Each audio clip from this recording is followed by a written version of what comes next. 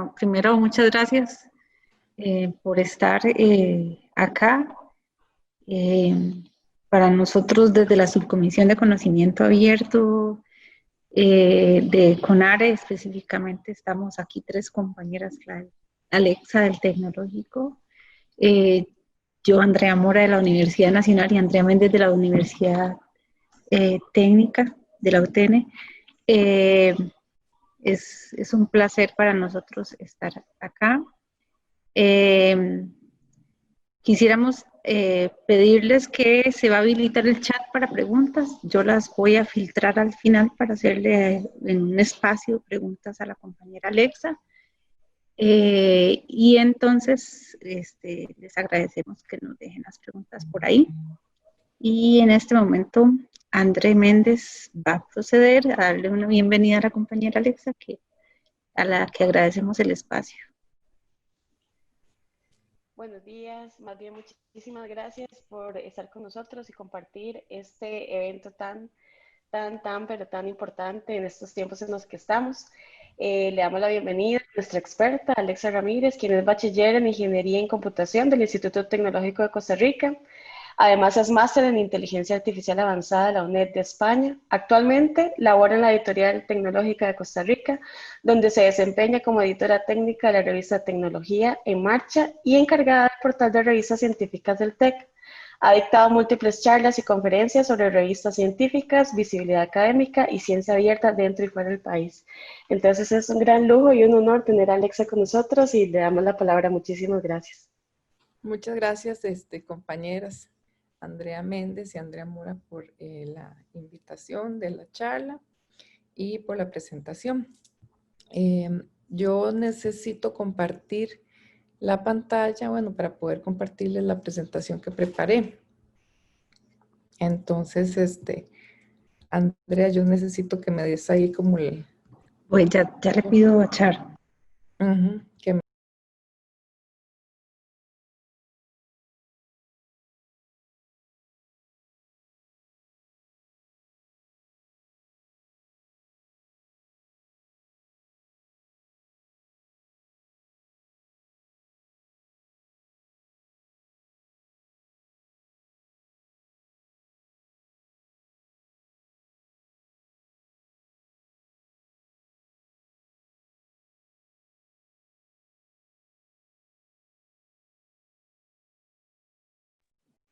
Se le habilitó. Ahí la veo acá, pero no sé. Ya la puse como hospedada para.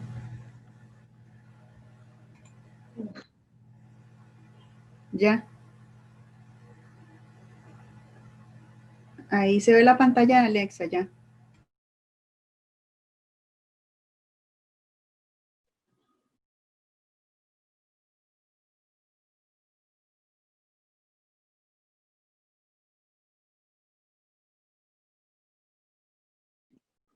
Listo, Alex, le estamos viendo ya la pantalla.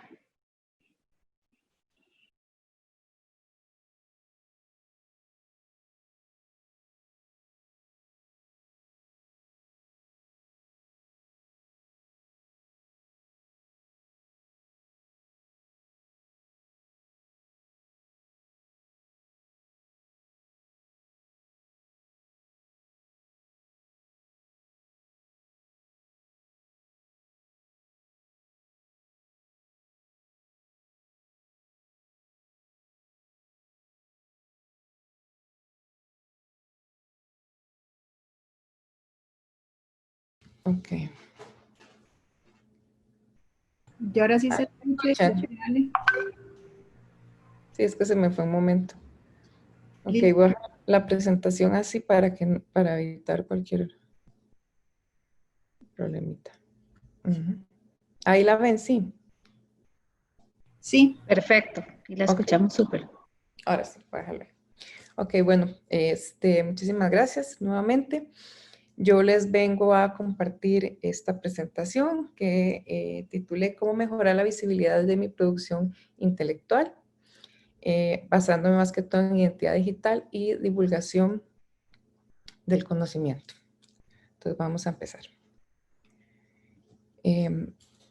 Para comenzar, me gusta siempre compartir lo que es el proceso de publicación y cómo tenemos que entenderlo en la parte de visibilidad.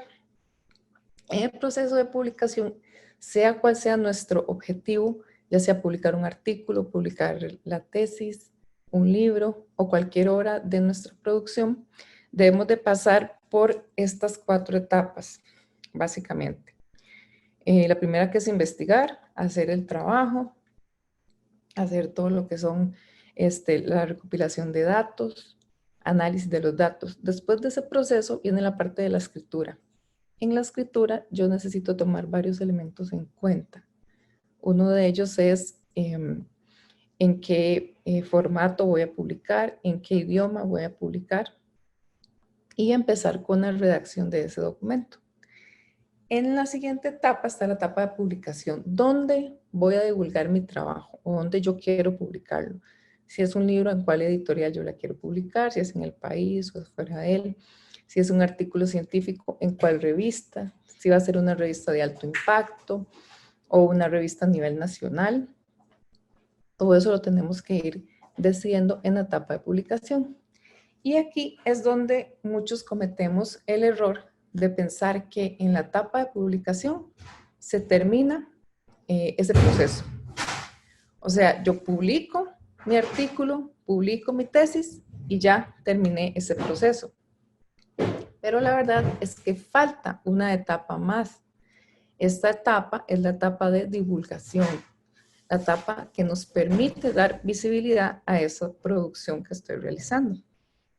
¿Y cómo hago esa divulgación? Pues con diferentes herramientas y por diferentes medios, que también hay que tener presentes desde que se inicia este proceso, en la etapa de publicación, porque a la hora de publicar en una revista de alto impacto, por ejemplo, tengo mayor posibilidad que ese documento sea visible. A la hora de escribir, si yo ya cuento con un identificador de autor, que ahorita lo voy a mencionar con más detalle, también logro que ese documento sea más visible. Entonces, en todas estas etapas yo necesito considerar siempre la divulgación de ese documento para que tengamos un poquito en contexto lo que es la importancia y lo que es la visibilidad. Pero de manera general, ¿qué sería la visibilidad o visibilidad web? Hay que tratar de ver que es más que simple presencia, porque muchas veces pensamos que ser visible es simplemente colgar el documento en alguna página. Puede ser alguna página personal o alguna página de la universidad y pensamos que con solo colocarla ahí ya estamos siendo visibles. Y es algo que hay que tratar de cambiar. La visibilidad tiene que ver con la facilidad con que los usuarios recuperan la información de terceros. Entonces, tener un documento colgado en un sitio web que nadie ve o un sitio web que, por ejemplo, ya está obsoleto, hace que ese documento no sea recuperado fácilmente y por ende no sea visible. Entonces, con solo colgar el documento no nos garantizamos visibilidad de este. Implica también disponibilidad y confiabilidad de los contenidos. Esto quiere decir que el documento tiene que estar disponible y que el sitio del que yo lo acceda también tiene que ser confiable, que también es otro de los puntos importantes. No es lo mismo tener un documento colgado en un repositorio institucional que va a ser muchísimo más visible o de más confianza, porque sé que ese contenido es académico, si el documento está colgado, por ejemplo, en una página externa, en algún dominio comercial o en algún otro sitio que no tiene tanta confiabilidad como un sitio académico. Entonces, ¿qué sería la visibilidad? Va a ser la predisposición que tiene un sitio. Aquí estamos hablando del sitio para ser rastreado por un buscador. ¿Y por qué por un buscador? Porque al final de cuentas, los documentos nosotros vamos a acceder por medio de buscadores. Nadie entra a un navegador y escribe la dirección directa de ese sitio en el navegador. Uno entra al buscador, pone cualquier palabra y entra al sitio y lo localiza. En los primeros resultados, ahí es donde yo me voy a ir a leer esa información. Entonces, por eso es que tiene que ver con que el sitio pueda ser rastreado por un buscador e indizado. Indizado es que sea alcanzable por ese buscador. Dentro de la categoría que le corresponde, por su temática y con las palabras clave. Las palabras clave van a ser lo que las personas escriben en el navegador. Entonces, si yo escribo un artículo o un documento, un informe, una tesis sobre biotecnología y alguien escribe en el navegador biotecnología, lo ideal es que ese documento sea alcanzable por esa persona, pero para lograr eso el documento tiene que estar en un sitio rastreable y esa palabra clave debe estar presente dentro del documento, ya sea en el título, en el resumen o en el cuerpo de ese documento. ¿Y por qué es importante? Yo creo que esto para todos los que estamos aquí es algo ya que lo tenemos claro, la importancia de la visibilidad en lo que es la producción académica, pero siempre es bueno recalcarlo o puntualizarlo. Es importante para divulgar los resultados de investigación en otras latitudes. Muchas veces tenemos investigadores que están trabajando en un proyecto en una universidad y tal vez tienen otros colegas en otra universidad trabajando sobre algo similar. Entonces, si esta información yo no la publico, no es visible, yo no sé si otras personas están trabajando sobre esa misma temática. Me permite también medir el impacto en la web. Yo necesito saber si ese estudio que yo realicé, si ese artículo tiene el impacto que yo esperaba que tuviera. Me permite posicionar mi nombre como investigador, mi nombre como revista, como grupo de investigación, como laboratorio, en el ámbito en el que me desarrollo. También permite contrastar investigaciones con homólogos para fines, por ejemplo, de editores de revistas, que es también el caso mío, para atraer autores y lectores. A mí me interesa muchísimo que los artículos que se publican en Tecnología en Marcha, que es la revista que yo edito, sean visibles porque así me permite a mí atraer lectores y atraer autores hacia mi revista.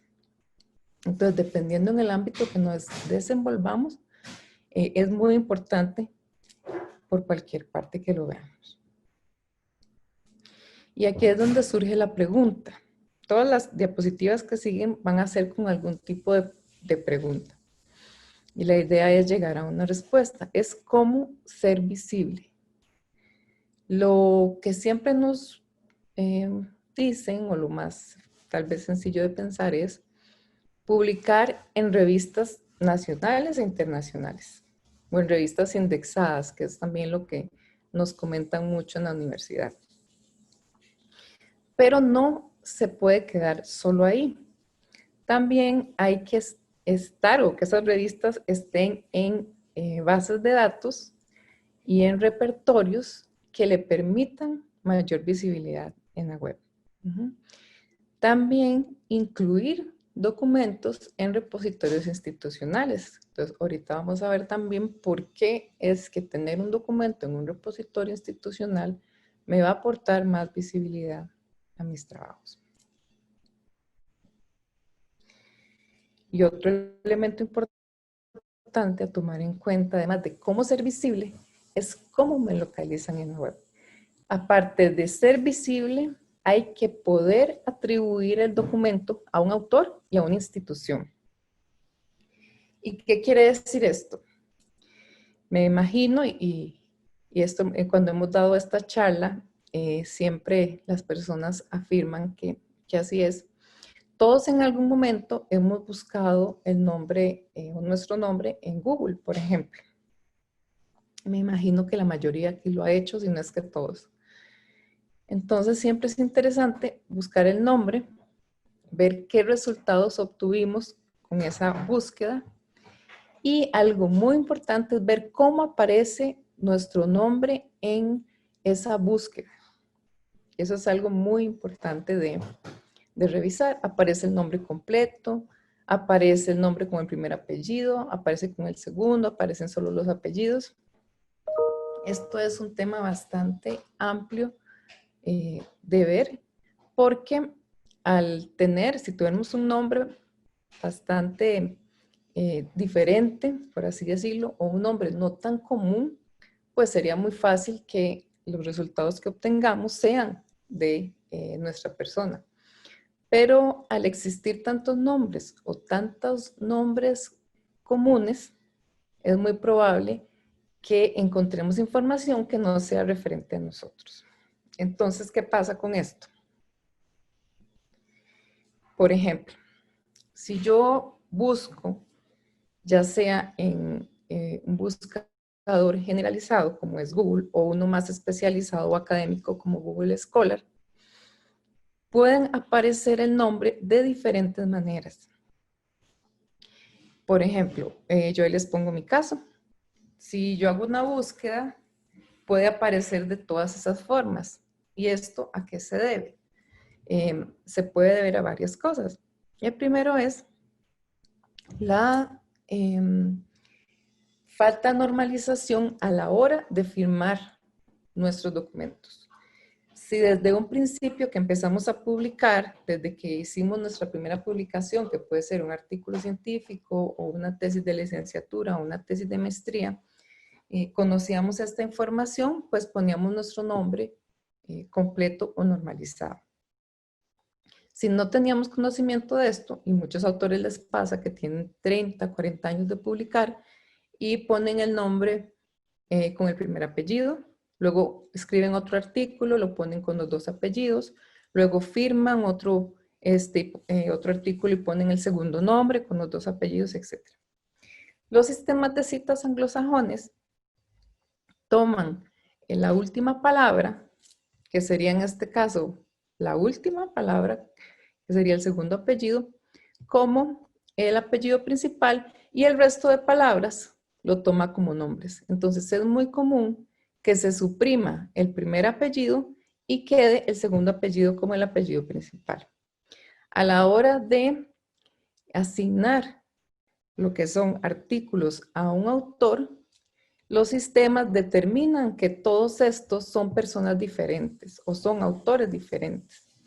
Entonces, para generar indicadores de citas, de menciones, es muy difícil cuando se tiene este tipo de datos. Lo recomendable en este caso es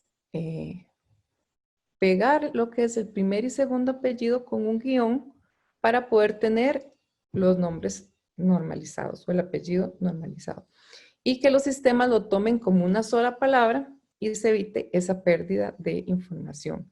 Entonces, en lo que es visibilidad, esto es muy importante para evitar que esos documentos sean mal citados o se atribuyan a otra persona. Esto en el caso del nombre, ¿verdad? Algunos casos reales en lo que es la falta de normalización o que ha llevado a estas personas a cambiar lo que es su nombre debido a esa no normalización de nombres. Esta persona que está aquí es un experto en matemática, que su nombre real, no sé si aquí lo ven, es Juan Díaz Godino, ese es su nombre real. Él, debido a que los sistemas le han suprimido el primer apellido, él, su firma digital o su firma de investigador es Juan D. Godino. Él tuvo que suprimir el primer apellido para que la gente lo pudiera identificar como el investigador. Si hacen, por ejemplo, una conferencia y él va a ser el experto expositor, por Juan Díaz, en el mundo en el que se desarrolla, nadie lo conoce.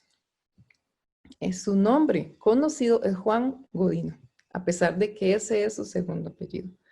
Entonces, normalizar los apellidos o normalizar el nombre es muy importante para que nos puedan identificar en el área en la que nos desarrollamos. Otro caso, lo voy a pasar un poquito más rápido, es de esta investigadora de Estados Unidos que en un momento aparece con un apellido y en otro momento aparece con otro apellido, lo cual su identidad como digital, como investigadora, se ve bastante afectada porque no se le puede atribuir a la misma persona porque son personas con apellidos diferentes. En este caso, lo que pasa es que muy probablemente tenía un apellido de soltera y luego al casarse cambia el apellido y esto también hace que firme en sus artículos de manera diferente. Luego tenemos este otro caso que es la falta de consistencia a la hora de firmar. Entonces, el sistema suprime el primer apellido aquí, luego aquí no se incluye el primer apellido y luego ya se usa el guión, entonces se vuelve a partir toda esta información en nombres diferentes. ¿Y qué pasa a nivel de institución? Pasa exactamente lo mismo.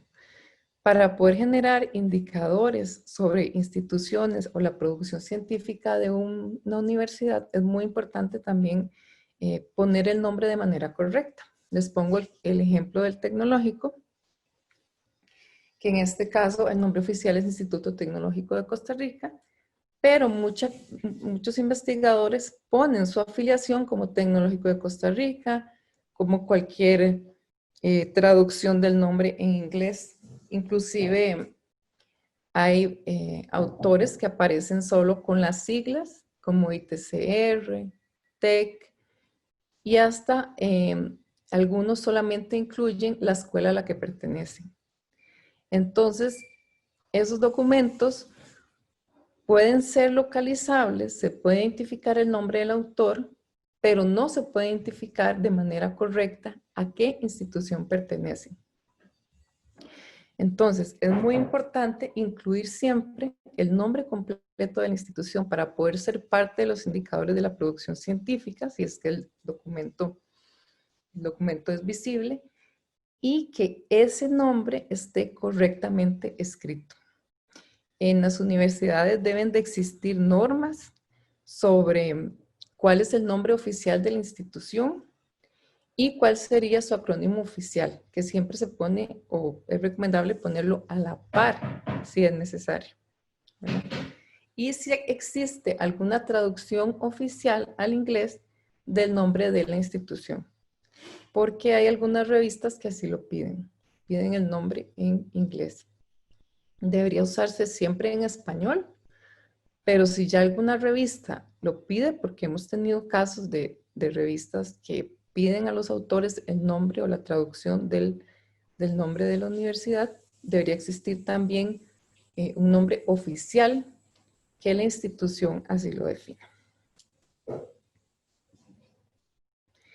Entonces, ya lo que vimos fue un poquito de algunas situaciones que se presentan o qué es la visibilidad y cómo estas pueden afectarla. Entonces, ¿cuáles serían las buenas prácticas que como investigador, como institución, como revista, yo debo de hacer para mejorar esa visibilidad y para poder garantizarla? La primera es, y haciendo alusión a lo que acabamos de mencionar, es incluir el nombre o mi firma de autor siempre de manera normalizada, hasta donde sea posible o hasta donde sea requerido. Y firmar siempre de la misma manera en todos los documentos donde yo voy a incluir esa firma. Ya sea en artículos, libros, en páginas web o en redes sociales académicas. Esto es un elemento muy importante porque muchas veces firmamos en los artículos muy bien, en el libro también ponemos nuestro nombre correcto, pero cuando escribimos, por ejemplo, alguna nota en algún blog, cuando incluimos nuestro nombre en alguna red social académica o en algún perfil como el perfil de Google Scholar, por ejemplo, escribimos el nombre de otra manera. La idea es siempre ser consistentes en la forma en la que vamos a incluir nuestro nombre para que nos puedan localizar bien y esos documentos sean correctamente asignados a nosotros y correctamente visibles. Con respecto al nombre normalizado, usar guión en el caso en el que se quiera incluir el segundo apellido. Hay autores que lo que optan es por utilizar solamente el primer apellido, el primer nombre y el primer apellido. Y así se evitan cualquier problema de no normalización en su nombre o de pérdida de algún apellido. Y la otra recomendación es usar el ORCID de manera constante y consistente en toda la producción que realicemos. El ORCID en realidad es bastante fácil de obtener y es muy sencillo poder incluirlo en la firma. Ahora muchas revistas ya lo están pidiendo de manera obligatoria para incluirlo en lo que es la firma de los artículos. Entonces, eso también es de uso recomendado. Otra de las buenas prácticas es tener una página personal. Si así la universidad les da esa opción. Si no la tienen, pues pueden tener una página personal en una red social donde pongan su nombre normalizado y donde quieren que las personas vean su información sobre su producción, sobre su currículo y sobre sus trabajos o lo que están trabajando. La idea es que ese sitio tenga un contenido actualizado. Ojalá que esté en el sitio oficial de la universidad. Para eso ya muchas universidades están trabajando en lo que son perfiles de investigadores.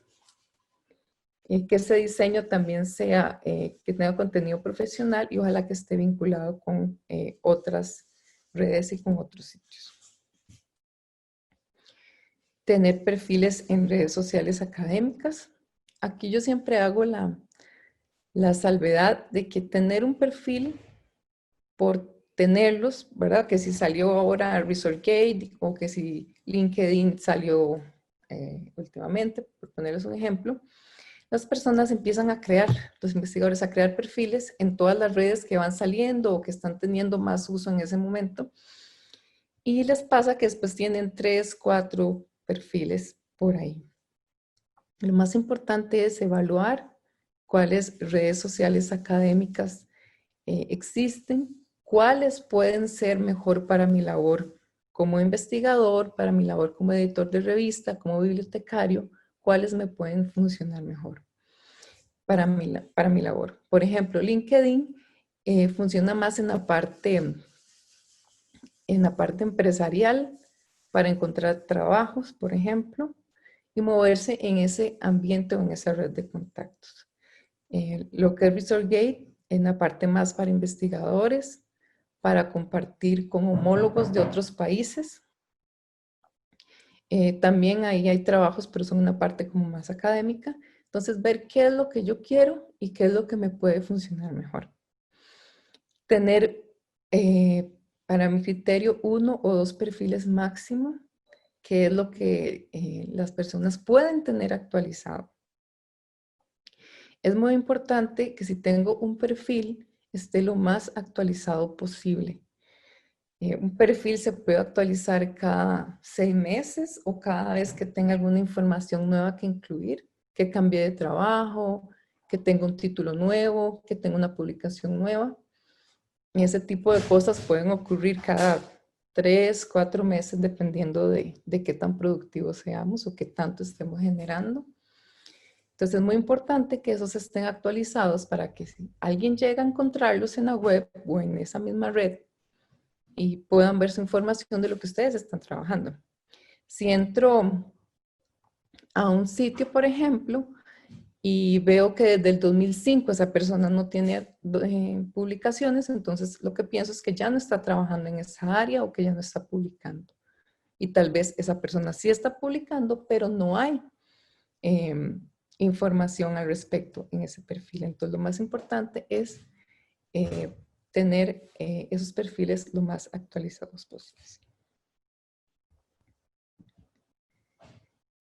Otra de las buenas prácticas para mejorar la visibilidad es publicar en revistas indexadas reconocidas, comprobar la información de las revistas, y me gusta mucho siempre mencionar en esta parte que hay que tener mucho cuidado a la hora de elegir una revista en la cual publicar, porque existen lo que se llaman revistas depredadoras, que son revistas que se hacen pasar por revistas indexadas, por revistas reconocidas, y lo que quieren es atraer autores para publicar contenido en sus revistas.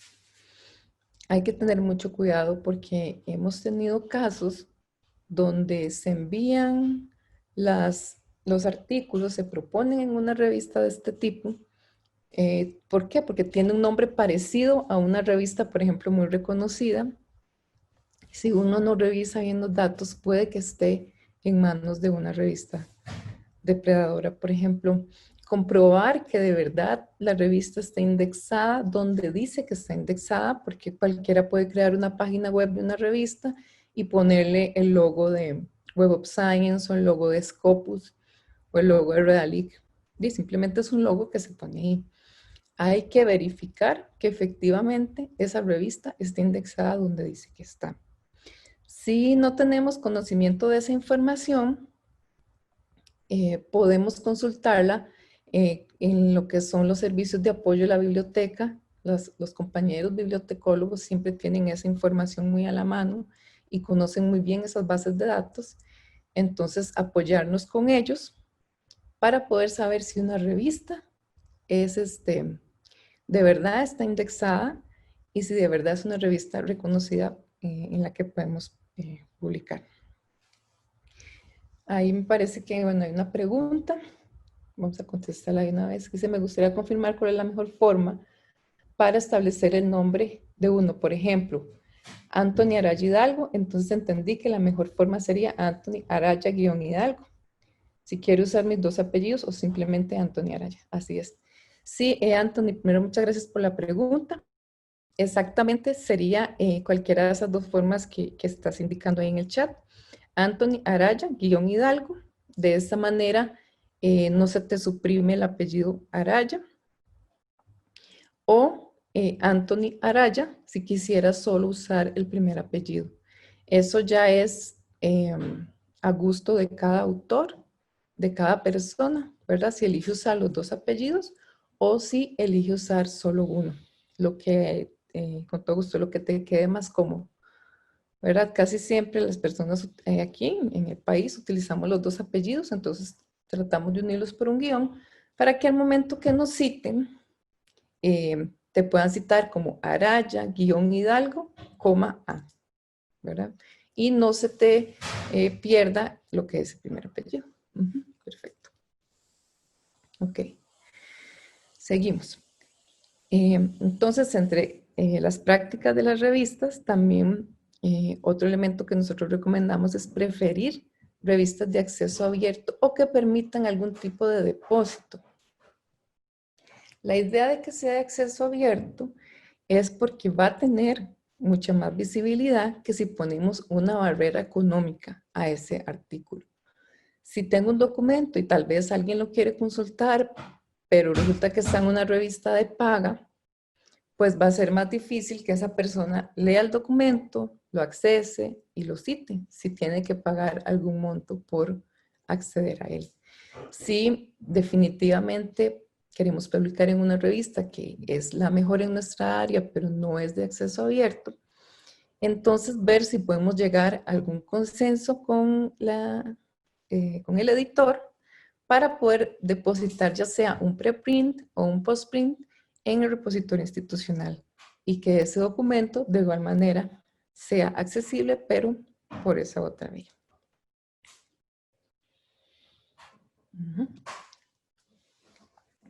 Otra de las buenas prácticas es tener un perfil en Google Scholar, porque muchas veces, bueno, este perfil, aparte que me da muchas opciones o indicadores, me permite saber si mis documentos son visibles o si están en alguna parte en la web. Nosotros en el TEC también impartimos un taller solo sobre Google Scholar, cómo llenar el perfil y qué buenas prácticas hay que tener para este. Y lo más importante siempre en esos talleres es, aparte de llenar bien el perfil, es saber si esos documentos que yo publiqué o que sé que publiqué están localizables en la web. Les pongo el ejemplo. Tal vez si hay investigadores muy jóvenes, pues han publicado solamente en revistas que ahora son electrónicas. Pero un investigador que ya tiene varios años de publicar, 20, 30 años, es muy probable que en algún momento publique en una revista que era solo impresa. O que entregó una tesis impresa a la biblioteca y la tesis está ahí guardadita y no se puede acceder. Entonces, toda esa información que está ahí guardada sin ser visible, no se puede saber si alguien la citó. Hay muchas personas posiblemente no la pudieron leer y tal vez estaban interesadas en el tema. Y este perfil a mí me permite saber si ese documento está localizable en la web por cualquier medio. Si está en el repositorio, si está en la página de la revista, si está, no sé, en algún perfil de una red social como ResearchGate que permite subir documentos. Entonces me permite saber eso. Entonces es un buen punto de partida para saber si mis documentos están visibles. Este perfil proporciona también lo que es el índice H y citas de los documentos que son de mi autoría y que yo incluí en mi perfil. Es uno de los buscadores más populares a nivel mundial en lo que es la parte académica. Es muy importante tener o conocer este perfil para poder también identificar personas que trabajan en áreas de interés similares a las mías y que también tienen perfiles, saber si publicaron algo nuevo, ver qué documentos han publicado recientemente, quién los ha citado. Eso es otra cosa importante. Yo sé, por ejemplo, qué documentos tengo, cuántas citas tienen y además puedo saber quién ha citado mi documento o puedo ingresar al perfil de un investigador que me interese y saber quién los está citando. Entonces, tiene muchísimas ventajas. Ok, esas eran las buenas prácticas. ¿Y qué otros medios de visibilidad también tenemos? Ya les mencioné algunos, pero aquí hago como un resumen. El primero va a ser portales de revistas.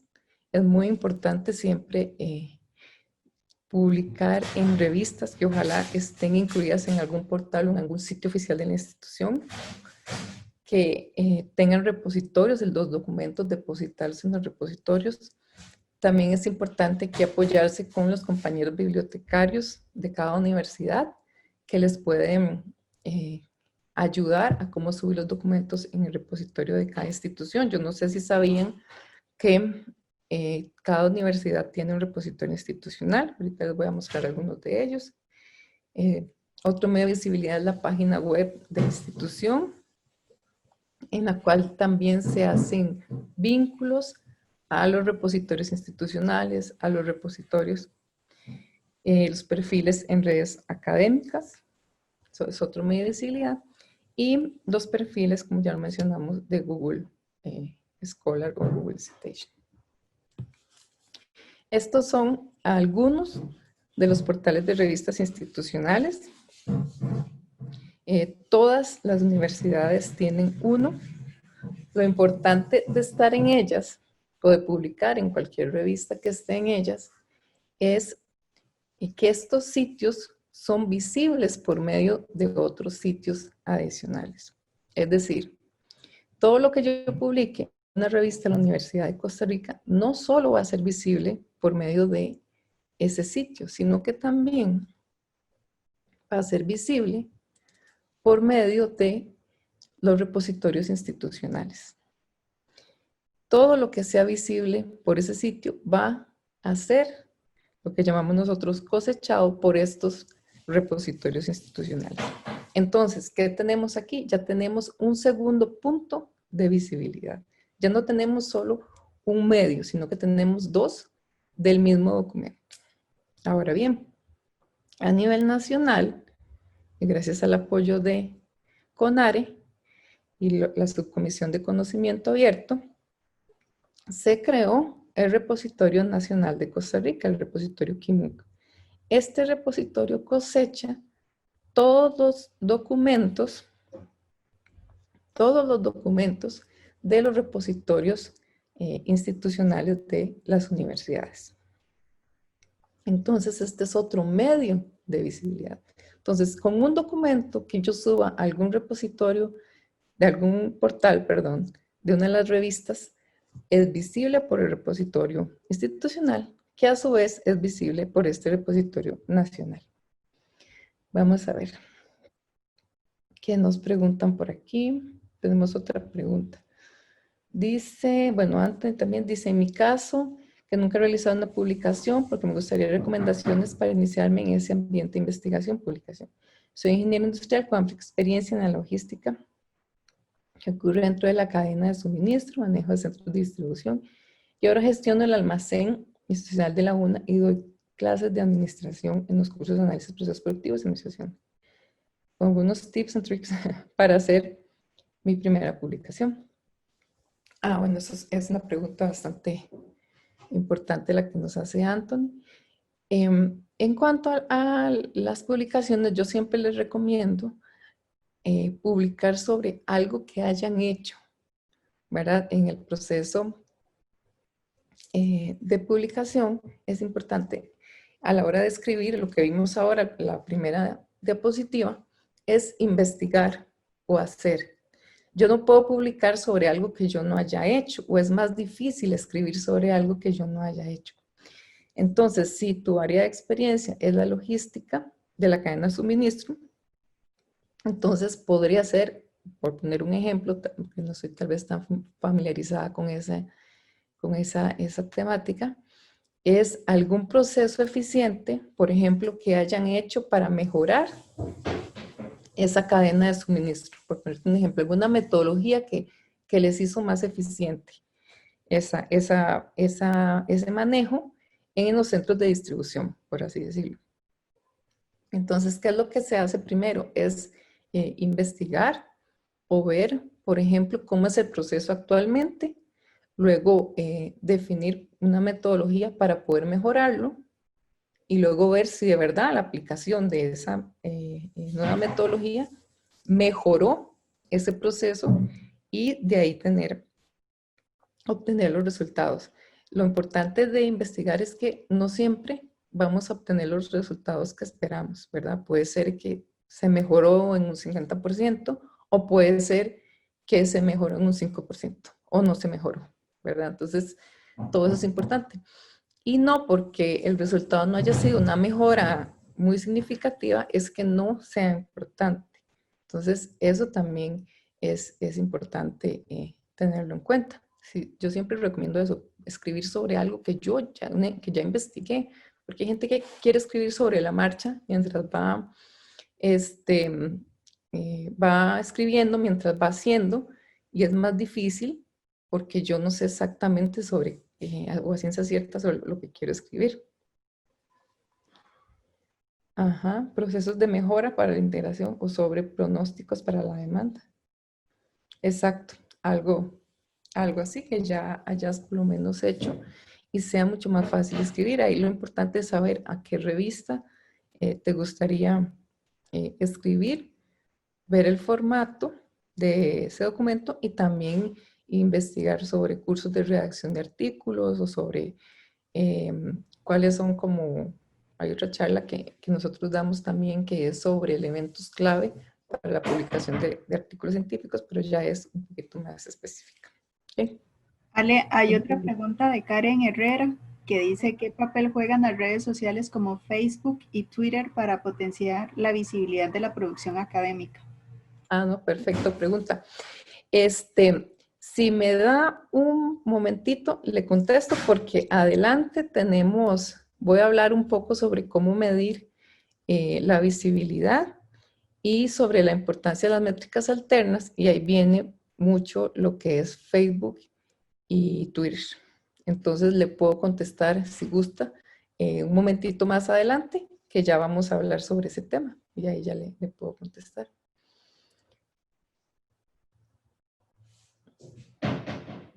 Ok, ahora Alba Marcela nos comenta, dice, un saludo especial desde el programa de Psicología de la Universidad de Pamplona.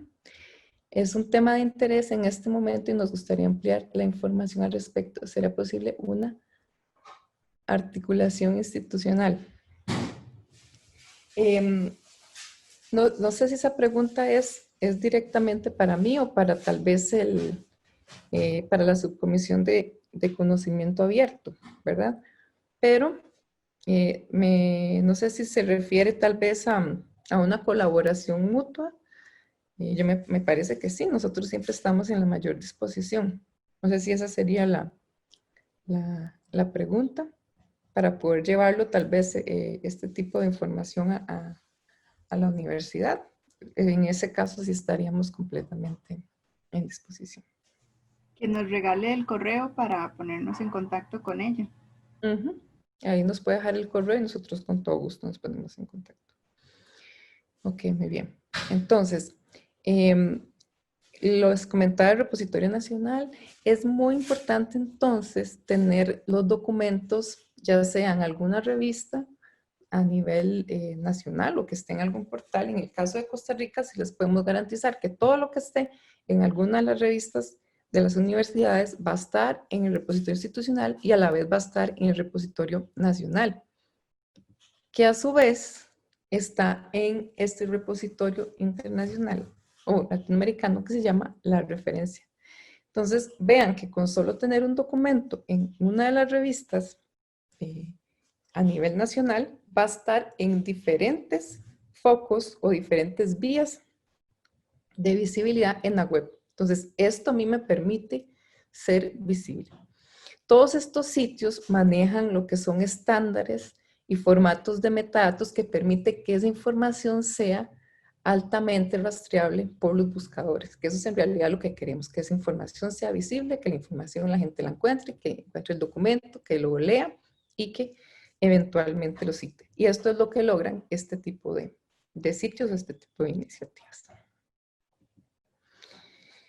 Y otro elemento, ya vamos llegando a la otra pregunta, es ¿cómo se evalúa la visibilidad? Porque ya tengo idea, ya tengo idea de cómo puedo ser visible, que fue lo que vimos hace un momento, porque es importante cómo puedo ser visible teniendo perfiles en redes académicas, firmando siempre de la misma manera, teniendo mi firma digital muy clara, perdón. Teniendo mi firma digital clara, con el ORCID, etcétera. Pero ¿cómo evalúo yo si de verdad estoy logrando esa visibilidad? Bueno, ya vimos que por el perfil de Google Scholar yo puedo saber si ese documento es localizable, pero ¿cómo es que nos miden?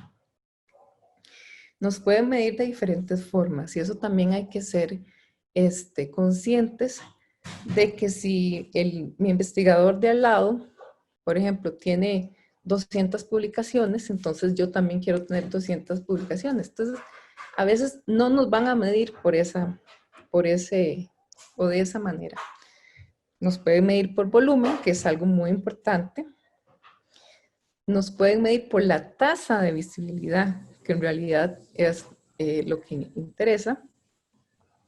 Porque yo puedo saber que escribí 100 publicaciones, pero de esas 100, solo 50 son visibles, ¿verdad? Entonces, mi tasa de visibilidad va a ser del 50%. Entonces, a eso es lo que tenemos que darle mayor importancia. Ojalá tener una tasa de visibilidad del 100%. Era lo que les comentaba hace un momento. Alguien que escribió un artículo hace 20 años, por ejemplo, en una revista que era impresa, es probable que ese documento o ese artículo ya no sea tan visible, porque a menos que lo hayan digitalizado, que también muchas revistas se han dado la tarea de digitalizar lo que son los artículos publicados que eran solo en formato impreso. Entonces eso permite que ese documento suba la tasa de visibilidad de ese autor. Pero hay otras revistas que no, revistas que eran solo impresas y luego cerraron. Y no se tomó, digamos, esa tarea, o se realizó esa tarea de digitalizar esos contenidos. Entonces, más que la cantidad de publicaciones que tengamos, lo importante es la tasa de visibilidad. De esos 100 documentos, ¿cuántos son localizables y cuántos son visibles? Otro elemento que me permite a mí evaluar la visibilidad es el idioma en el que se publica. El idioma de la ciencia es el inglés. Es mucho más visible un documento a la hora de escribirlo en inglés que en español. Y no es que sea más importante un idioma que el otro, pero a nivel de ciencia sí tiene más vistas. Muchas personas, inclusive que hablamos español, cuando hacemos alguna búsqueda la hacemos en inglés, porque a veces es más fácil encontrar la información. Si no contamos tal vez con los medios para escribir en inglés, podemos hacerlo igual en español, pero para eso las revistas incluyen el título, el resumen y las palabras clave en inglés, para que entonces si yo busco esa información en inglés también pueda encontrar ese documento, aunque el texto completo esté en español. También muchos investigadores escriben en español y luego pagan una traducción de ese documento, entonces se tienen las dos versiones. Me parece que alguien levantó la mano. Vamos a ver. Es otra pregunta que dice, buenos días, de Juliana Valverde. Buenos días, en el caso de las revistas, ¿dónde se puede ver la tasa de visibilidad? ¿Cuánta visibilidad tiene una revista? Eso, digamos, como tal, las revistas no lo manejan así. Eso es más que todo, digamos, a nivel de autor, a nivel personal. Por ejemplo, yo sé más o menos si todos mis artículos son visibles o si me falta algo. En cuanto a cuánta visibilidad tiene una revista, normalmente lo vamos a medir por los índices en los que está incluido. Entonces, una revista, mientras más prestigio sea, mientras más esté incluida en índices y bases de datos de calidad, porque también hay bases de datos o índices que no son, digamos, como muy rigurosos a la hora de evaluar las revistas. Entonces, cuando son, por ejemplo, como la Tindex, Redalig, Cielo, Web of Science, Scopus, todas esas le van a dar mayor visibilidad a esa revista. Otra, forma que hacen las revistas, tal vez que no están en alguna base de datos muy prestigiosa, es crear un perfil en Google Scholar donde se puede ver la cantidad de citas que tienen los documentos y el índice H también de esa revista. Esa es otra manera de saber, por ejemplo, si es citado, si esa revista, sus artículos son citados, y ahí podemos medir también si esa revista está siendo visible.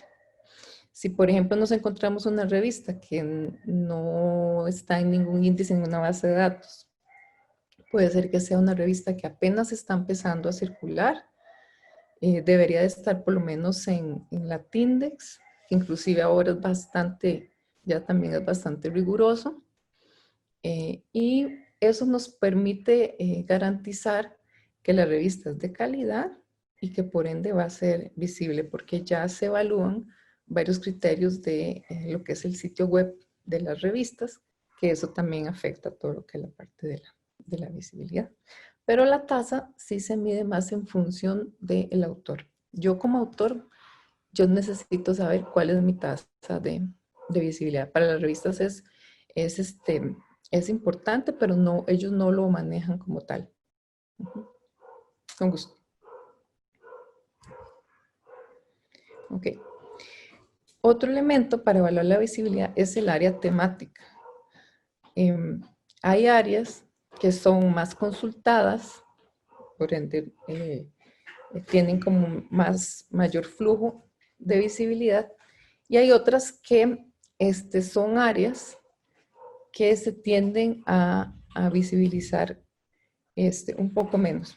por así decirlo, porque son áreas que se mueven un poco más lento. Entonces, si vamos a comparar qué tan visible es por ejemplo, un investigador que otro, por ejemplo, hay que evaluarlo siempre por área temática, ¿verdad? La idea siempre es evaluar esas áreas en las que yo quiero, por ejemplo, publicar un documento que estoy buscando, siempre hacerlo sobre un área específica. Y las comparaciones o las evaluaciones también hacerlas por áreas, para evitar, digamos, comparaciones en áreas que son más visibles que otras. Y también la evaluación va a depender de la revista donde se publique. Como le comentaba ahora en la respuesta a Juliana, hay revistas que con solo el hecho de publicar ahí, ya el artículo va a ser citado, ya va a ser visto, va a ser altamente consultado. Por ejemplo, si publico un artículo en Nature, pues es de las revistas número 1 a nivel mundial, pues ese documento va a ser automáticamente muy visto y muy citado. Si publico en otra revista, tal vez no tan top, pero igualmente buena, también tengo altas posibilidades de ser visto y de ser citado. Por eso les comentaba al principio que es muy importante ver en qué revista quiero publicar o dónde o en qué sitio voy a publicar. Si no conocen la revista, si es una revista que muy nueva o no tienen información muy certera, consulten siempre a los compañeros bibliotecarios. Ellos tienen esa información siempre a la mano. Les van a poder decir si la revista de verdad está indexada donde dice que está, si es una revista de calidad.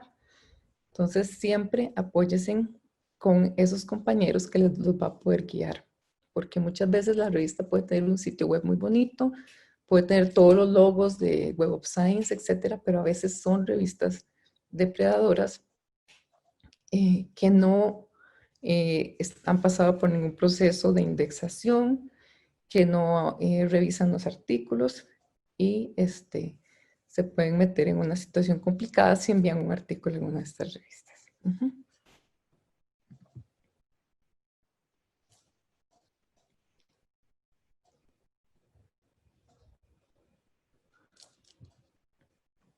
Okay.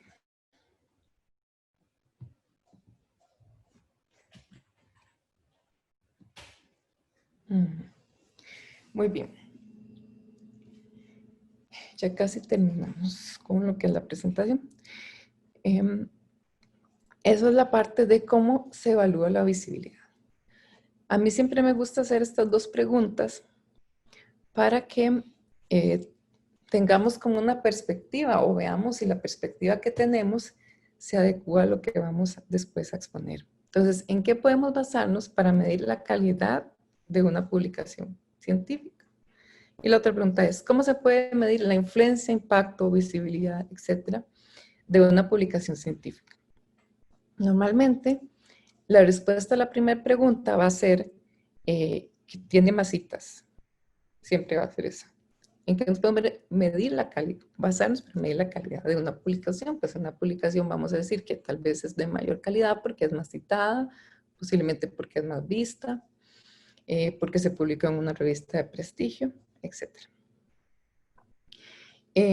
La siguiente pregunta es, ¿cómo se puede medir la influencia, impacto, visibilidad o respuesta de la audiencia de una publicación científica? Entonces, aquí ya la respuesta a esta segunda cambia un poco porque estamos hablando de influencia.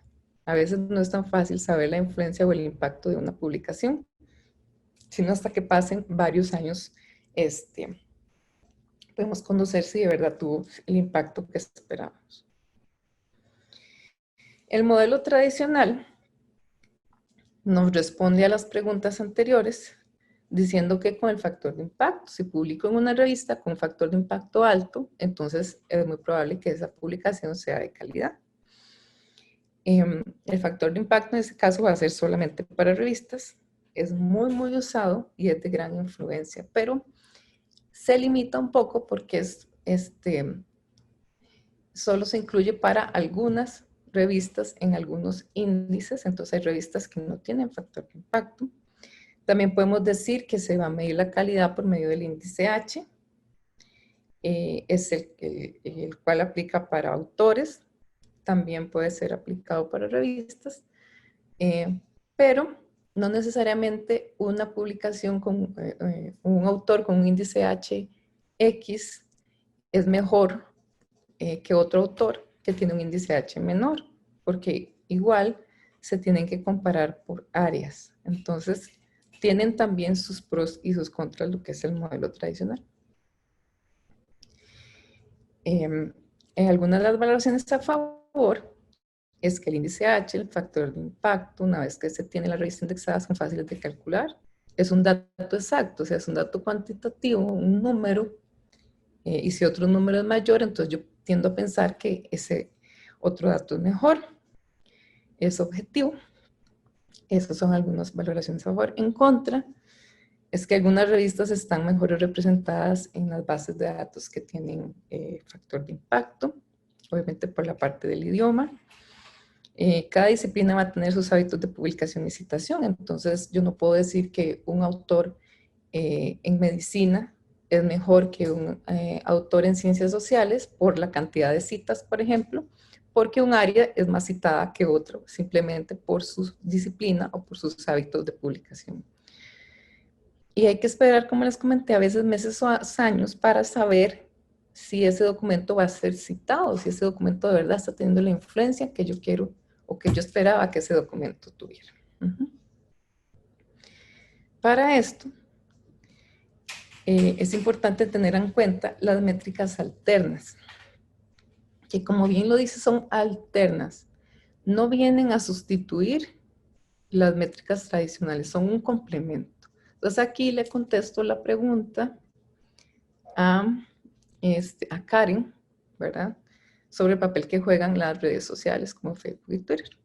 Las métricas alternas, bueno, nacieron en 2010, aparecieron en el manifiesto Altmetrics, y lo que permiten es saber qué menciones tienen sobre los documentos académicos en otras fuentes distintas a las tradicionales. Es decir, en las redes sociales, en blogs, en otras partes. Permite medir a nivel de artículo. Aquí yo no hago medición por autor ni medición por revista, sino por artículo. Entonces me permite saber si este artículo específico está siendo visto o está siendo mencionado o si está generando algún tipo de impacto en mi comunidad académica. Permite registrar menciones de Twitter, Facebook, Mendeley, blogs, noticias, descargas, etc. Como les comenté, es un complemento a la métrica tradicional. No viene a sustituir, sino a complementarlo. También me permite ser un indicador de influencia e impacto. Yo puedo saber si una publicación que publique hoy, el día siguiente, tiene alguna mención, si las personas lo están compartiendo, lo están tuiteando, lo están retuiteando. Puedo saber si de verdad eso está generando algún impacto o alguna influencia en mi campo o en mi área.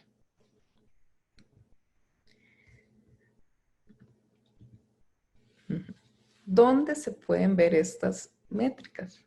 Hay diferentes sitios o plataformas que lo permiten hacer. Uno de ellos es Altmetric, que ese es un sitio que me permite saber, en realidad es más bien como un plugin, ahora les menciono un poco.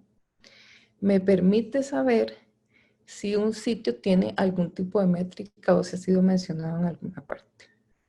Bloom's, Impact Story, también son sitios que se pueden instalar, ya sea en el repositorio institucional o en alguna otra plataforma, para que sirva como un complemento y yo pueda ver el artículo depositado en el repositorio y pueda saber si ese documento tiene alguna métrica, si tiene alguna mención. Ahí están algunos ejemplos. Así es como se ve el de Impact Story. Aquí el de Plums, ¿verdad? Cómo se ve esa información de las citas, uso, etcétera. Y el de Almetric. Y cómo es que se da estas métricas, de dónde se obtienen, porque sabemos que si queremos las citas, pues simplemente es la cantidad de citas que el documento aparezca en otras partes, ya ese es el número de citas, por ejemplo, o el índice H, que tiene una fórmula para calcularse también. En cuanto a las métricas alternas, lo que se necesita es un documento fuente, un artículo, un informe, una imagen, tesis, etc. Obviamente ese documento tiene que estar localizado en la web, en algún lugar, en un repositorio, en un portal de revistas, tiene que estar depositado en alguna parte. Algo que es indispensable es que tenga un identificador, un DOI, un handle, algo que identifique ese documento de manera única en la web. Entonces debe de tenerlo porque es la única manera en que se puede contabilizar esa mención de ese documento. Y que tenga menciones. Si el documento no tiene menciones, entonces pues no se va a poder ver si ha sido citado por alguna parte. Entonces eso es lo que yo necesito. ¿De dónde se toma la información? Se toma de diferentes fuentes.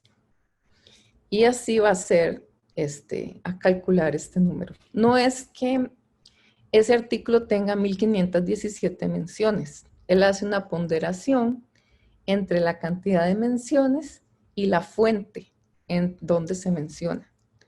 Entonces, si es una fuente, por ejemplo, muy relevante, como en La Nación, por ejemplo, en la página de La Nación, entonces va a puntuar más que si es un sitio que yo me acabo de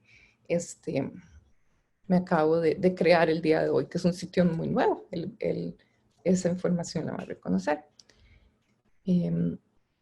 Dice la compañera que si es apropiado incluir nuestro DOI en la tesis. Sí, claro que sí. No, el DOI o el ORS. Es que el DOI son dos cositas diferentes. El DOI es el identificador del documento. El DOI te lo va a dar, por decirlo así, la plataforma. Si publicas un artículo en una revista, la revista te da el DOI, que es como un URL para ese documento, como un URL fijo para ese documento.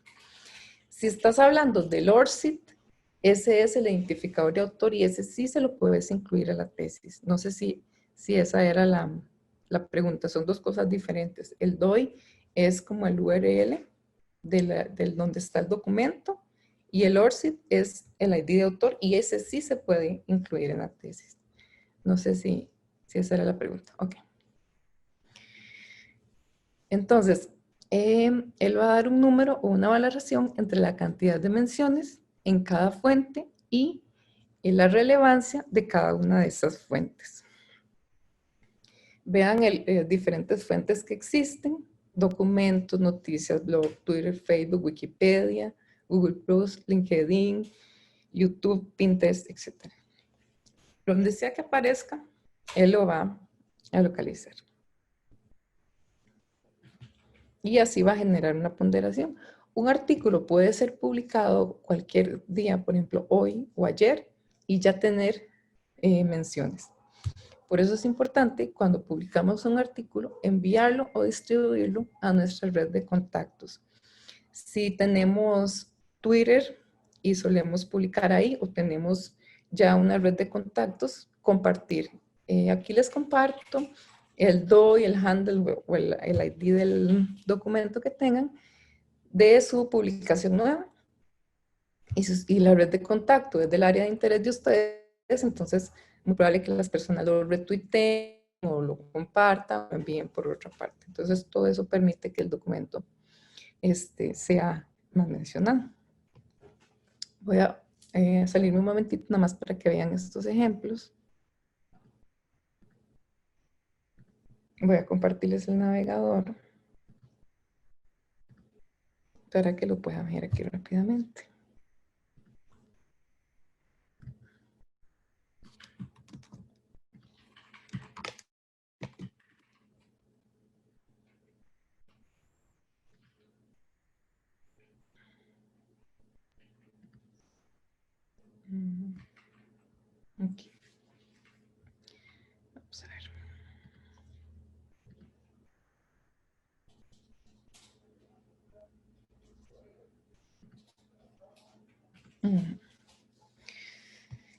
ese primer ejemplo es un artículo de la revista, no sé si lo pueden ver ahí. Y esta plataforma ya tiene integrado lo que es Plums. Este sitio web, esta revista ya lo tiene integrado. Entonces, simplemente yo hago clic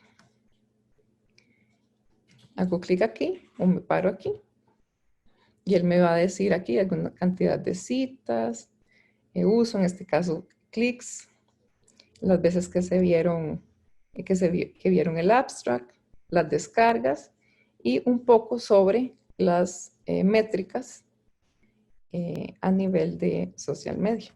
Aquí hago clic y ya es un poco más visible esa información. Aquí puedo ver la cantidad de lecturas que he tenido en Mendeley, cuántas veces se ha compartido en Facebook, cuántas veces se ha compartido en Twitter. Y aquí otras métricas. Todas estas también son métricas alternas, lo que son las lecturas. Por ejemplo, las lecturas, las vistas, las veces que se ha consultado el documento, todo eso también. Aquí me muestra un pantallazo del documento o de la mención que se hizo en Twitter. Entonces, todo eso también va a sumar. Voy a mostrarles el otro ejemplo.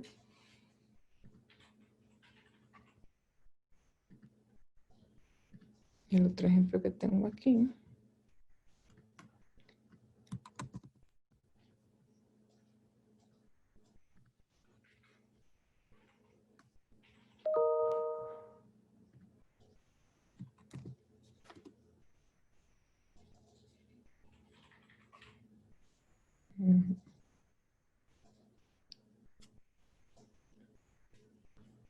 Vamos a ver si aquí me sale.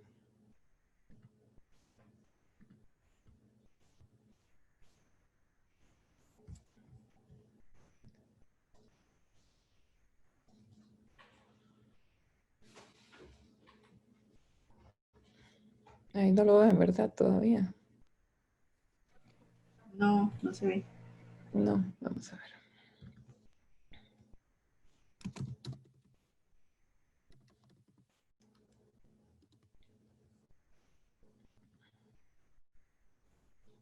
Vamos a ver.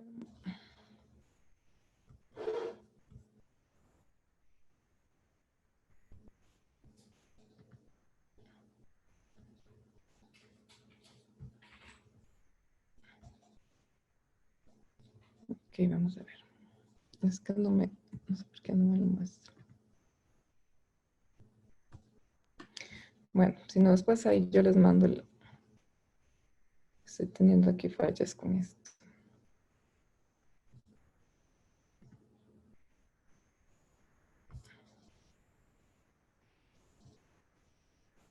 Vamos a ver.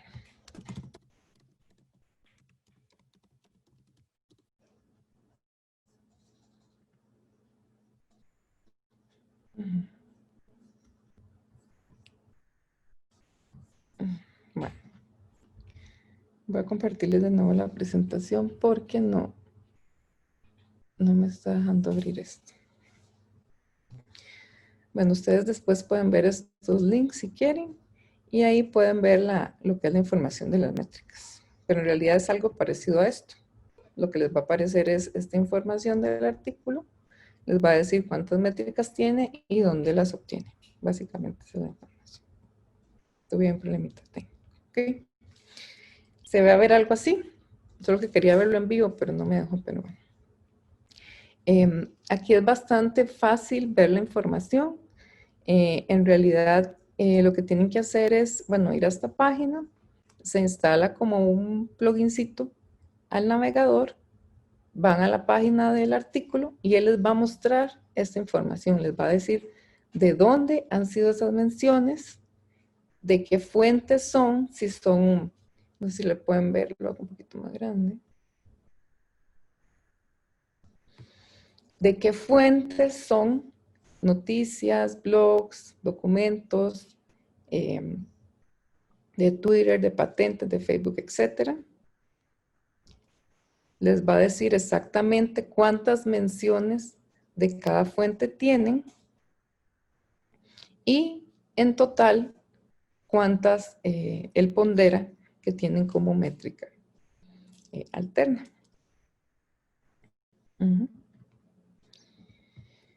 Y en cuanto a las ventajas, pues permite medir otros impactos de lo que son los artículos o los documentos que publico, no necesariamente el impacto tradicional. Me permite ampliar también ese impacto, ya no solamente sobre si alguien lo citó o hasta cierto tiempo puedo saber si ese documento fue citado, puedo saber en este momento o inclusive al día siguiente si ese documento o esa información está despertando interés en mi público meta. Puedo ver métricas a nivel de artículo de manera específica, si ese artículo de verdad está haciendo, si tiene alguna mención en alguna parte, es más inmediato, obviamente, como ya les mencioné. También es una ventaja en la parte del contexto. Por ejemplo, en este momento, si publico algo sobre el COVID o sobre pandemia, por el contexto que tengo en este momento, es muy probable que ese documento se vaya a mencionar mucho en redes sociales, que es por donde estamos teniendo más comunicación actualmente. Si fuera esa información, la publico tal vez dentro de un año o la publiqué tal vez hace tiempo, no hubiera tenido tanta relevancia como ahora. Entonces el contexto también puede ser una ventaja. Y obviamente la visibilidad. Si yo estoy mencionado en esas redes sociales, eso me permite que si alguien que está en esa red lo vio, pues también le preste atención a ese documento y por ende también sea visible.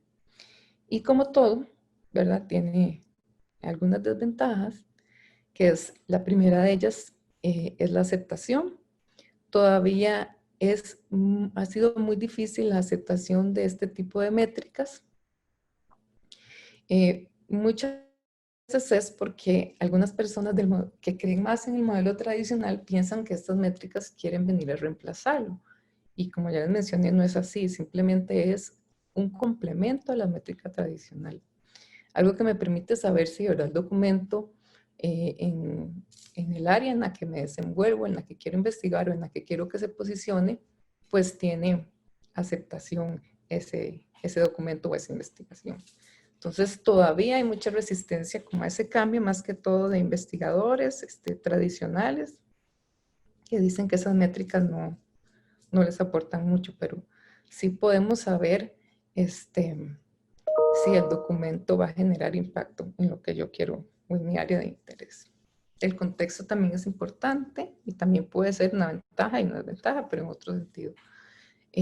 Una desventaja es porque yo tengo que contextualizar muy bien en qué área me estoy desarrollando. Como puede ser una ventaja de que me puede dar muchas menciones, algo que esté en este momento en boga, por ejemplo, como la pandemia, pero puede ser que yo publique ahora y ya la pandemia pasa dentro de un año y ya dentro de un año a nadie le va a interesar ese tema, por decir así. Entonces me puede crear como falsas expectativas sobre algo si no lo contextualizo bien. Y otra de las desventajas es la falta de correlación, que no hay una correlación directa entre métricas alternas altas y métricas tradicionales altas. Es decir, que sea un éxito en métricas alternas, que tenga muchas menciones, que tenga muchas menciones en blogs y en noticias, no necesariamente implica que va a ser un documento altamente citado o altamente leído. Entonces, no hay investigaciones todavía que respalden esta parte, entonces es una de las ventajas de este tipo de métricas. Que me permiten conocer la visibilidad también, me permiten saber si un documento está visible en la web. Siempre hay que verificar cuando publiquemos un artículo que la revista, el sitio web esté bien, que el sitio web sea rápido, que esté indexado en diferentes bases de datos, porque así me permite que ese documento esté visible en otras partes. Y desde mi nivel de autor, como nivel de autor, yo necesito también compartir ese link del artículo con mis colegas que también lo van a poder difundir y eso le va a permitir más visibilidad al documento o que ese sea mayormente consultado. Las revistas también tienen sus medios para saber si son visibles, ya sea que midan la cantidad de veces que ingresan a su sitio, la cantidad de descargas que hacen de los documentos. Normalmente estas métricas no las tienen accesibles a nivel público, casi siempre son métricas que las revistas manejan de manera privada, pero hay algunas que sí las tienen por ahí. Y al final lo que queremos es que los documentos se vean, se lean, se consulten y ojalá se citen. Eso es como lo que más queremos con la visibilidad. Y para finalizar, les dejo esa frase de Redalic que dice que la ciencia que no se ve no existe. Entonces, ¿qué quiere decir esto?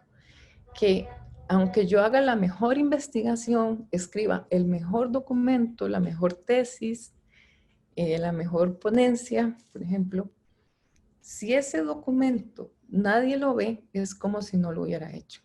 Entonces, ahí es donde radica la importancia de la visibilidad de toda la producción que hagamos. Desde nuestra tesis de licenciatura, desde ese trabajo que hicimos, que tal vez resultó como una nota técnica, todo eso es producción y todo eso es importante que salga a la luz y que sea visible. Esa es mi frase para finalizar. No sin antes agradecerles por la atención y si alguien tiene más preguntas, pues con mucho gusto se las puedo contestar ahorita.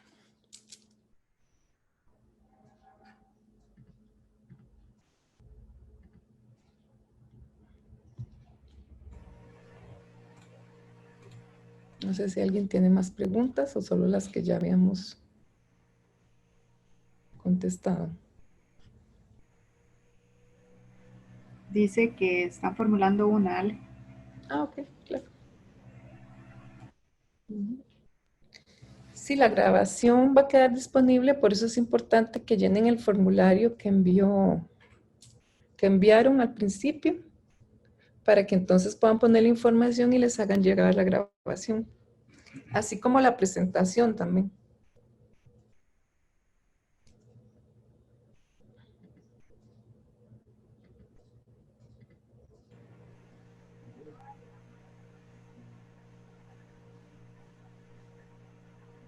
Estamos dando un tiempo para la persona que va a hacer la pregunta. Ah, sí, sí, claro.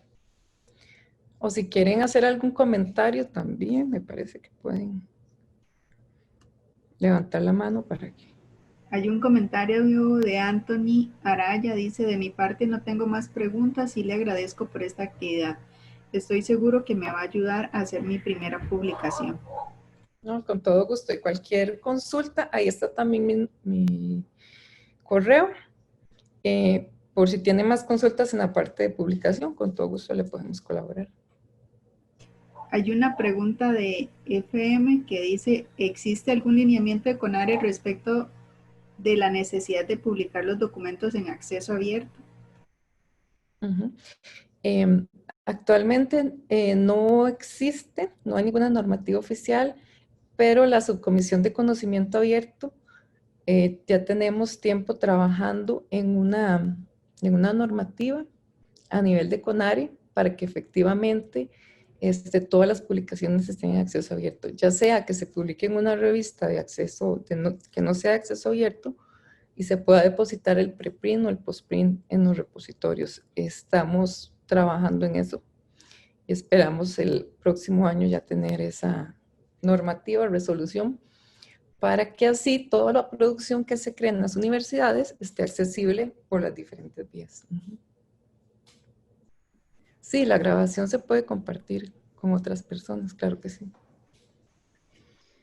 Ale, no sé si ahí es importante agregar que aunque CONARE no tiene una política, bueno, o una disposición de publicar en acceso abierto al interno de cada universidad, sí hay normativas o disposiciones de que sí se tiene que hacer así. Por lo menos conozco en la UCR hay una y en la Universidad Nacional nosotros sí tenemos ya normativa que uno no quisiera decirlo así, que obliga, ¿verdad?, a que todo lo financiado de paso con fondos públicos tiene que estar disponible en acceso libre y gratuito.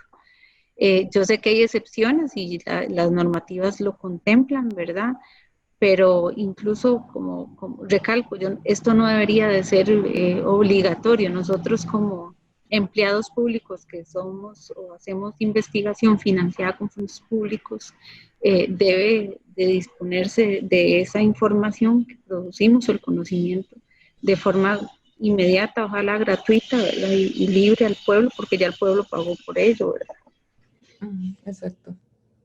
Sí, pero sí se está trabajando en esa parte. Entonces sí es importante más bien tomar conciencia de que todo lo que publiquemos, ojalá lo podamos poner de alguna manera en acceso abierto, ¿verdad? Si, como les comenté, si la revista o donde yo lo publiqué no lo permite per se, uno puede consultar al editor, puede pedir permiso y colocar algún tipo de versión del documento en el repositorio institucional.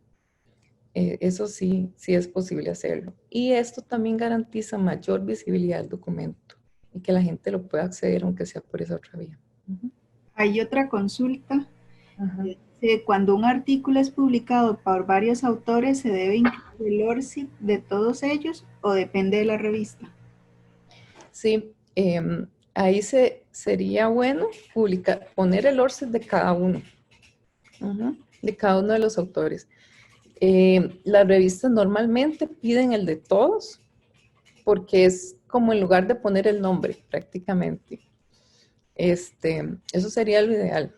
Lo ideal sería en algún momento ya ni siquiera poner información institucional ni nada, nada más nombre, ORCID y ya. ¿Por qué? Porque en el ORCID va a estar la afiliación, va a estar las publicaciones que hace, la temática, si es ingeniero, si es doctor, etcétera. Entonces, ya no haría falta poner mayor información del autor.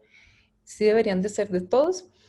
Les cuento el caso, por ejemplo, que a veces en la revista a mí me llegan autores que no tienen ORCID, entonces yo digo, bueno, lo pueden crear o al final no lo crean. Entonces yo pongo el ORCID de los autores que tienen ORCID, ¿verdad?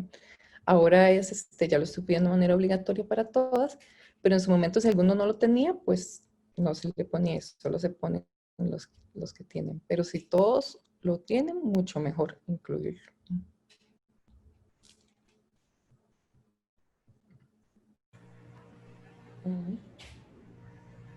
Bueno, con mucho gusto y en lo que se le pueda ayudar, estamos a disposición. Ahí está el correo de Alexa y cualquier consulta que tengan, ella los puede orientar. Alexa, hay bueno, otro comentario, otra consulta dice, ¿podría solicitar el vínculo de la grabación de la sesión? La grabación se les estará compartiendo posteriormente. Hay que hacer una pequeña edición y después se les estará compartiendo. Alba, Marcela, levantó la mano. No sé si quiere comentar algo.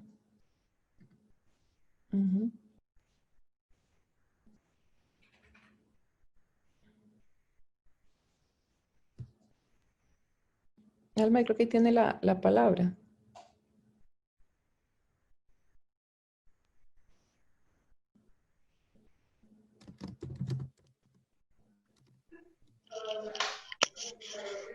Muy buenos días, ¿me están escuchando? ¿Me confirman, por favor? Sí, se escucha perfecto.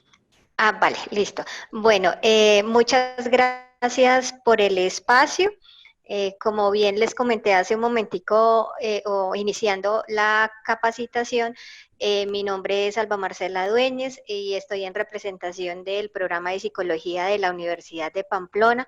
Me alegra mucho que se generen estos espacios formativos y me llama también la atención lo que la ingeniera Alexa nos estaba refiriendo, especialmente sobre el acceso libre y gratuito de la información que pues producen nuestros estudiantes y docentes en el marco de pregrado.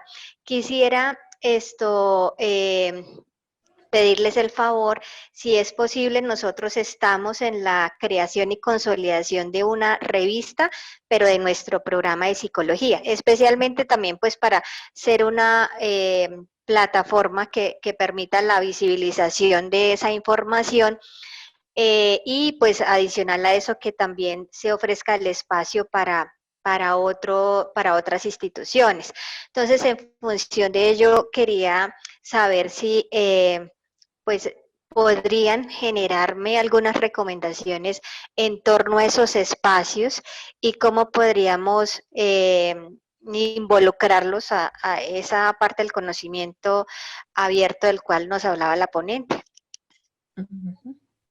Sí, bueno, como les comentaba Charlene, nosotros estamos en realidad también en la mayor disposición si necesitaran, digamos, como una charla o algo así ya solo para el equipo, digamos, que están creando la revista, ¿verdad? Entonces, con todo gusto, yo no sé si le dejó el correo, nos puede dejar su correo para poder contactarla, digamos, y directamente con ustedes podemos hacer la sesión, digamos, para darles como acompañamiento con la revista. Igual tenemos compañeros también aquí en la subcomisión que son expertos en esta parte también de revistas, entonces inclusive trabajan directamente con la Tindex, que ellos les pueden orientar. Mi recomendación siempre es cuando se va a crear una revista nueva, es seguir los parámetros de la Tindex. Ahí le da a uno una guía bastante completa de lo que tiene que tener una revista para, digamos, para poder iniciar de manera exitosa. Pero igual nos puede dejar el correo y nosotros podemos seguir ahí en contacto. Ahí está. Muchísimas gracias.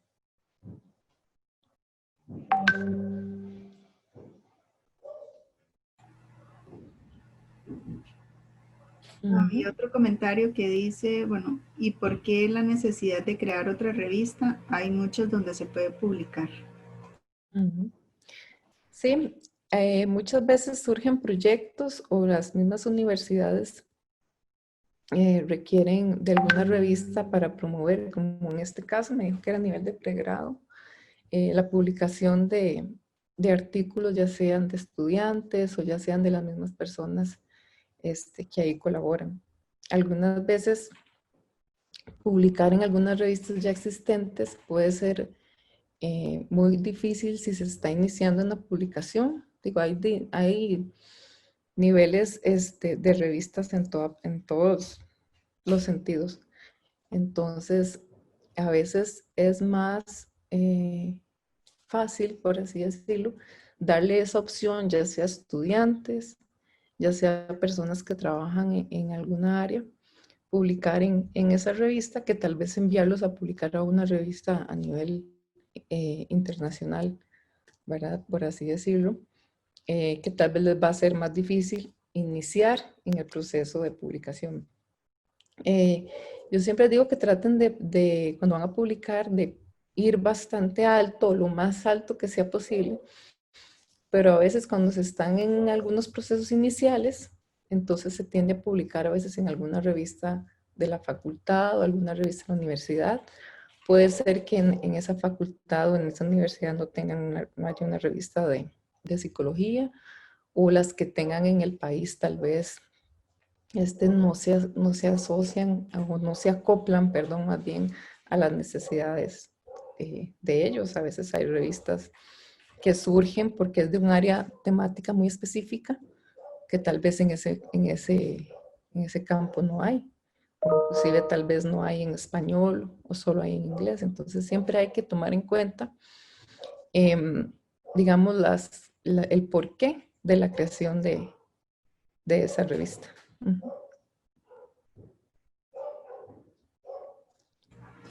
¿Algún otro? ¿Alguien tiene más consultas? Si no hay consultas, le agradecemos a Alexa por la exposición y por el espacio brindado y también a los participantes. Entonces estaríamos terminando el webinar. Y agradecerles a todos por la atención. Ahí queda mi correo y se les va a hacer llegar lo que es la grabación y también la presentación para que la tengan si tienen alguna otra consulta.